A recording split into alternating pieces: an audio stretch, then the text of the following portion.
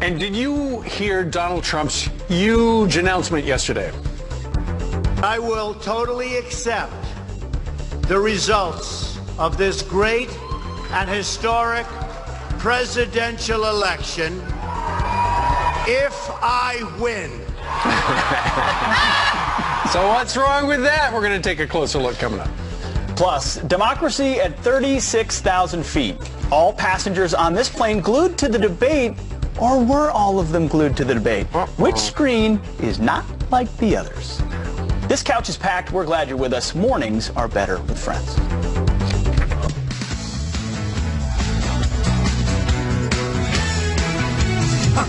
Coming up very shortly, we're going to take you out to Michigan, and you're going to meet that fella who has started a great program. He actually gives his young patrons at the barber shop a discount if they read books. That is hashtag best barber. I love agree with him. The Fuller Cut Barbershop. You're going to want to hear that and his story and why he's doing it.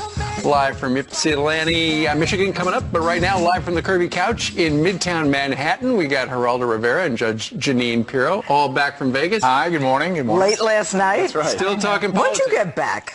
I did Hannity last night at 11 o'clock covering the roast. The Al not the roast. Smith. That's a the Al Smith dinner, also known as a roast. Yeah, right. Okay, so the headlines this morning in the New York papers, Donald Trump booed. They were all doing jokes, but it was very clear, and we're going to play a sizable montage for you, that the New York elite in attendance, Yes. not big fans of Trump. Why? Nobody can compete with God. Is that correct? Nobody, right? That's right. No contest. It's great to be here with 1,000 wonderful people, or as I call it, a small, intimate dinner with some friends. Or as Hillary calls it, her largest crowd of the season. Donald, if at any time you don't like what I'm saying, feel free to stand up and shout wrong while I'm talking. We have proven that we can actually be civil to each other.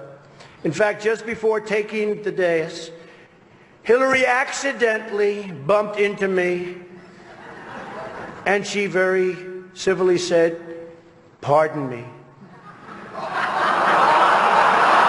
People look at the Statue of Liberty and they see a proud symbol. Donald looks at the Statue of Liberty and sees a 4. Maybe a 5 if she loses the torch and tablet and changes her hair. You know, come to think of it, you know what would be a good number for a woman? 45. Hillary is so corrupt. She got kicked off the Watergate Commission. How corrupt do you have to be to get kicked off the Watergate Commission? Looking back, I've had to listen to Donald for 3 full debates, and he says I don't have any stamina. That is 4.5 hours. I wasn't really sure if Hillary was going to be here tonight because I guess you didn't send her invitation by email. And a totally different policy. Now, if some of you haven't noticed, Hillary isn't laughing as much as the rest of us. That's because she knows the jokes. All of the jokes were given to her in advance of the dinner by Donna Brazil. See, now that's a funny joke, and funny. the crowd booed, and the big boo was when he said, you know, here she is pretending she likes Catholics, which if you follow along with the WikiLeaks, that's an inside story about Jen Palmieri, a communications person, saying that Catholics need to wake up and get out of the dark ages. Well, yeah, how can you possibly go to the Al Smith dinner and not comment on the fact that there are all these anti-Catholic emails from Podesta and everyone else? Yeah. I mean, you know, I've been on the dais at that dinner. dinner, okay? And there are zings and barbs, and I have to tell you, I thought it was hysterical. We were laughing. They were funny. They were booing there, though. But you know why? It's the New York City elite, the intelligentsia. We are different from the rest of the country in New York City. And honestly, I just can't believe, and by the way, she can't deliver the way he can deliver. Donald Trump owns the television. She doesn't. But that's just me, maybe, right, Geraldo? I disagree with the judge's review of, I think Donald Trump had a very hard time delivering the jokes. In summary, with your clip reel there, the jokes appear funny, but when you're stumbling, they can have a mean tint. I agree to this extent. That comedy scene, that roast, showed the bias of the people in the room. It really did. I think that it was very revealing. Ironically, it was one of the most vivid depictions of how the New York, elite feel about these candidates. So I think Donald really was much more awkward in delivery, but still, I think he mistook it for a roast, and the crowd was unforgivable, and they showed their bias, I think, very clearly. I think Maria Bartiromo stole the show. I think Maria stole the show. Without a doubt. That should be the headline. Should we tell them why? She looked beautiful. She was right behind. She was in red, right there with the white gloves and the red dress. Gorgeous. She did look good. Lady with the red dress, Lady Let's talk red. about Lady Project red. Veritas. So Project Veritas, we saw a few days ago, that was released. It was, this guy goes into Hillary Clinton's camp and spends 1 year behind the scenes and gets a lot of things on tape that the folks who work for Hillary have no idea he's recording.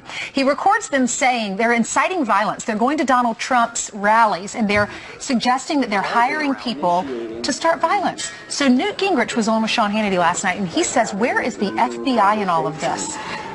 He is absolutely right. First of all, you and I know that Loretta Lynch and the Justice Department would be there in 3 seconds if it were reversed, if there were Democrats who were being, victimized, according to them. But you know what? People can say, where's the FBI? Where's the Justice Department? There's a violation of civil rights and all that. But you know what? As a former prosecutor, I would put a criminal case together without the FBI, without the Justice Department, because they're clearly the most politicized Justice Department in the history of this country. I've got the tape, I've got the proof, I've got the intent. Whether I tie it to the White House or not is for the feds. But as a local prosecutor, when I've got someone coming in, inciting riots, inciting violence, cops bloodied, victims victims being injured, then I can indict them. Don't wait for the feds, because they ain't coming. And he visited the White House 300 times. Back up to the political impact. In Chicago, the Trump rally disrupted by violence. At the time, it was apparent to anyone watching that they were paid. Oh, I don't know if they were paid or not. That there were agitators there. That they went there with the intent of provoking some of the and some of the Trump supporters. We have to admit, are people on the fringe. I mean, some small percentage. It doesn't take many. But if you see somebody wearing a crazy this or that, it's easy to go up to them and say, to provoke You're an outburst. blaming the victim. I am absolutely not blaming the victim. I'm saying that there is this political aspect to it. Now, is it a crime? I think that's a stretch to say that it is a crime. To show cause and effect, I think it would be very, very difficult, and then trace it all the way back to the White House. But let me say this about the politics of it. If this story had broken before the first debate, it would have had, I think, a profound impact on the course of this campaign. It would have undermined the Clinton campaign and would have drawn intense scrutiny on these dirty tricks operators. The fact that it's coming so late in the game, after the third debate, the candidates, what you saw at the Al Smith dinner, probably the last occasion they'll be together. So now it's coming too late to affect the result that happens 18 days from now. People cannot absorb it. It's like WikiLeaks. But you know what you're talking about? You're talking about politics in a campaign. I'm talking about crime. I'm talking about justice in this country. I'm talking about people who decide that, what they're going to do is incite riots and incite violence. That is against the law in the United United States of America. As a and you former- cannot as a former prosecutor. No, I am a district attorney. I could indict them in 3 You seconds. could not. Yes. Oh, don't tell me what I can do. Don't tell me that there isn't evidence there to file a charge and get a conviction. You had somebody there, a big belly scratching politician there saying, yeah, we do this stuff. Now taking that braggadocio and converting that into a specific criminal prosecution. I did that for a living. Mountainous task. Ladies and gentlemen, I've got a feeling they're not going to agree on this. All right, Geraldo, thank you very much. Thank you. Thank you. Oh, it was a pleasure. Woo! All right, let's hand it over to Abby, who has some headlines. She's over there with Sadie. Smoking over here. Not fair. All right, we do have some other headlines to get to this morning. Happening right now, this is some breaking news. ISIS militants are